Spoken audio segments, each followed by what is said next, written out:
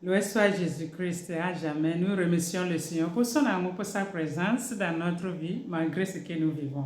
Malgré la situation, le Seigneur nous aime, le Seigneur est toujours avec nous, il est toujours présent. Et si le Seigneur vit, nous autres, nous allons vivre, malgré ce que nous vivons. Je faisais une réflexion vraiment, je voudrais vraiment partager avec nous comme d'habitude. Ce que j'ai nommé Jésus qui sourit, Jésus qui rit. You know? Nous, on approche, on vient vers Jésus comme avec seulement les problèmes. Nous voyons Jésus comme notre problème, comme nous voyons notre problème. Dans la Bible, quand nous lisons la Bible, nous n'allons pas trouver quelque part nous dit que Jésus a souri ou bien Jésus rit. Non. C'est seulement que Jésus a pleuré sur le tombeau de Lazare. Aussi, quand il était énervé dans le synagogue. La Bible nous a dit, comment se dit, quand Jésus est venu dans le monde, l'annonce l'angel a fait, et sa passion, sa souffrance et tout ça là. Mais aucune place dans la Bible nous dit, je n'ai pas encore trouvé, si tu as trouvé, il faut me dire s'il te plaît, ok? Que Jésus a ri dans la Bible. Mais quand nous lisons la Bible, nous allons voir le trait là. Quand Jésus devait remercier le Père, il disait, je te remercie Père pour telle chose, je te remercie Père. C'est quelqu'un qui vit, qui est content, qui remercie. Mais si tu es mûr, tu es mature dans la vie spirituelle, même dans la souffrance, tu remercies le Seigneur. Aussi, quand Jésus souffre, il remercie. C'est seulement quelqu'un qui est déjà, ça dépend de ton niveau dans la vie spirituelle, que tu peux remercier le Seigneur aussi dans la souffrance. Mais la Bible ne nous dit pas Jésus sourit, Jésus rit, non. Mais on peut trouver ça dans sa vie. Rappelle-nous que la Bible a dit que tout ce que Jésus a fait ne sont pas écrits dans la Bible quand nous lisons Jean. Parce que si on écrit tout, ce mot ne peut pas contenir. Pour nous dire qu'il y a tant de choses que Jésus a fait qui n'est pas écrit. Pour ceux qui sont basés seulement leur connaissance dans la Bible, qui te disent où est écrit dans la Bible. Quand tu as même ta connaissance de Dieu seulement dans la Bible, ça veut dire que ta foi encore petite doit vraiment grandir. Mais l'Église catholique prend ses enseignements, non seulement dans la Bible, mais dans la tradition. Parce que Jésus a vécu avec les apôtres. Et les apôtres ont transmis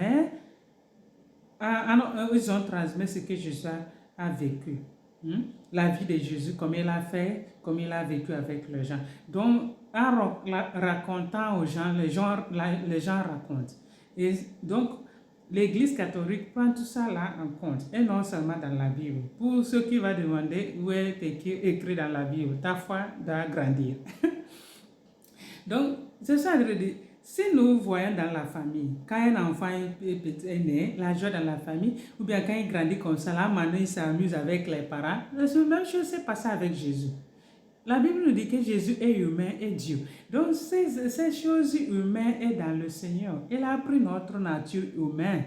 Il a vécu comme nous, seulement dans le péché, qui n'est pas comme nous, parce qu'il n'a pas péché. D'accord? Mais tout ce que nous faisons, tous ces sentiments que nous avons, et être élevé dans la joie, tout ça là, Jésus avait tout ça là. Donc, nous allons voir aussi quand Jésus, dans la famille, quand il s'amusait avec les parents, ou bien les parents que les parents lui disaient, il riait, ou bien il souriait. Donc, et aussi Jésus avec les amis, les apôtres. Tout ça là, Jésus, est-ce qu'avec les apôtres, ça c'est seulement le travail, la mission, non. Il y a le moment où ils vont rester ensemble. Tout ce que, quand les gens sont ensemble, on s'amuse, on parle, il y a tant de choses ils font rire. Ou bien quand les hommes se réunissent entre eux, et vous savez comment les paroles sont, la manière de rire, non? Ok, nous prenons un exemple que quand Jésus et ses apôtres, on les a invités aux noces de Cana avec Marie aussi. Il faut que nous imaginions que Jésus n'a pas allé ensemble avec les apôtres, eux avec Marie. Elle peut demander à Jésus, où est ta maman? L'autre répond, mais tu sais que la dame là, elle sera déjà là avant tout le monde pour observer ce qui se passe, pour aider vous. Nous savons comment elle est, non? Elle ne peut pas rester pour regarder seulement. Pour nous voir, pour nous faire savoir que cette humanité de Jésus n'est pas négligée. Son humanité était vraiment en jeu en beaucoup de choses. Parce que quelqu'un qui n'est pas humain, c'est difficile à vivre avec ces personnes-là. L'humanité de Jésus a fait que les gens étaient vraiment tranquilles, à l'aise à vivre avec lui, à s'amuser avec lui. Quand tu vis avec quelqu'un qui est humain, la vie n'est pas difficile. Aussi, même quand les choses ne vont pas, cette personne humaine te comprend.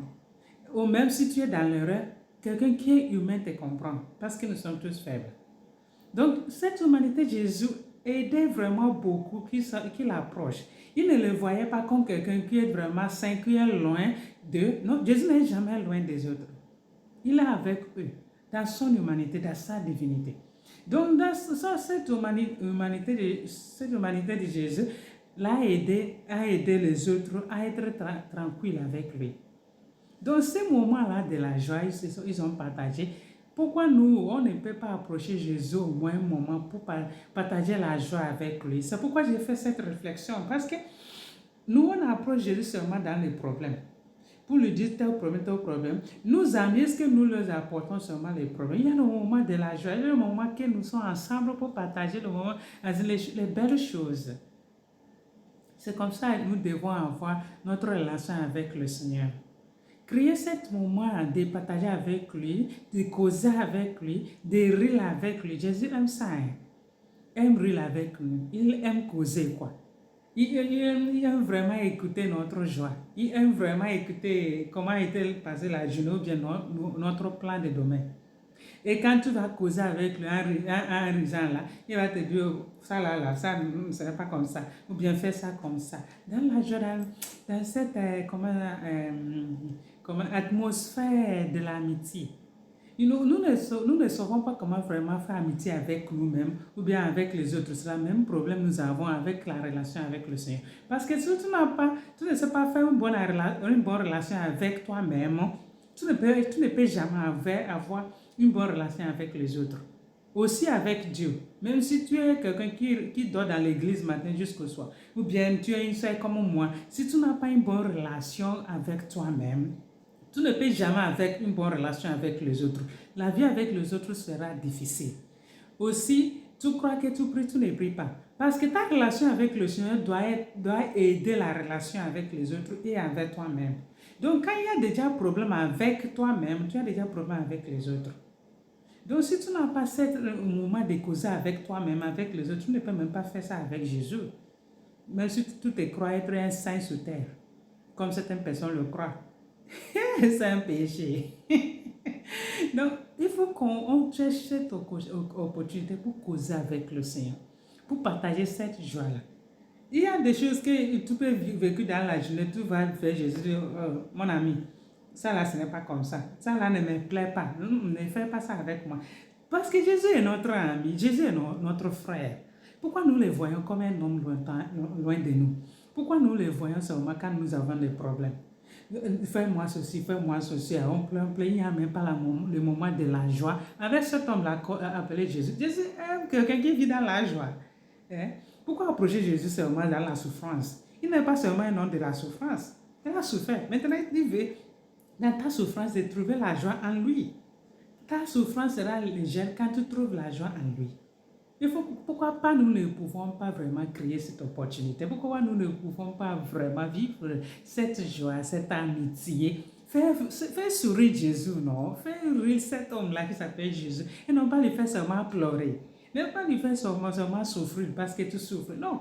Quand tu es en joie, il faut aller là-bas, trouver un moment, petit moment. Jésus veut dire c'est pour qu'on cause. Jésus veut dire c'est pour qu'on rit. Ça me manque, Jésus. Il faut qu'on s'exprime, quoi. Mes amis, ça fait plaisir au Seigneur. J'amène cette réflexion parce que cette réflexion m'a vraiment pris le temps. Et je voulais partager avec vous, mes frères et sœurs. Cherchez un moment avec le Seigneur. Créez cette atmosphère, cette ambiance de l'amitié avec le Seigneur. Ce n'est pas seulement pour le problème, mais pour causer, pour être à l'aise avec lui. Et comme ça, il nous aidera, il nous éclairera. La vie sera facile. Jésus nous aime, nous savons. Il nous aime jusqu'à la croix, il est mort. Donc, il nous aime pour partager cette joie avec nous.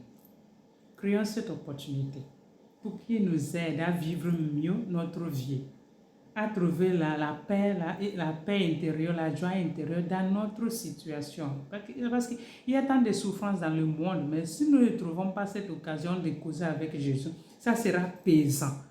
On sera vraiment amer. Toujours triste, on rend difficile la vie des autres, dans la maison, dans la communauté, dans l'église, dans la famille. Partout où nous sommes, on crée seulement les problèmes. On voit seulement les autres comme problème, on ne voit pas nous-mêmes. Créons cette amitié avec Jésus. Jésus, ça plaît Jésus à sourire, à rire là. Mes frères, que le Seigneur nous aide. Le Seigneur Jésus-Christ à jamais.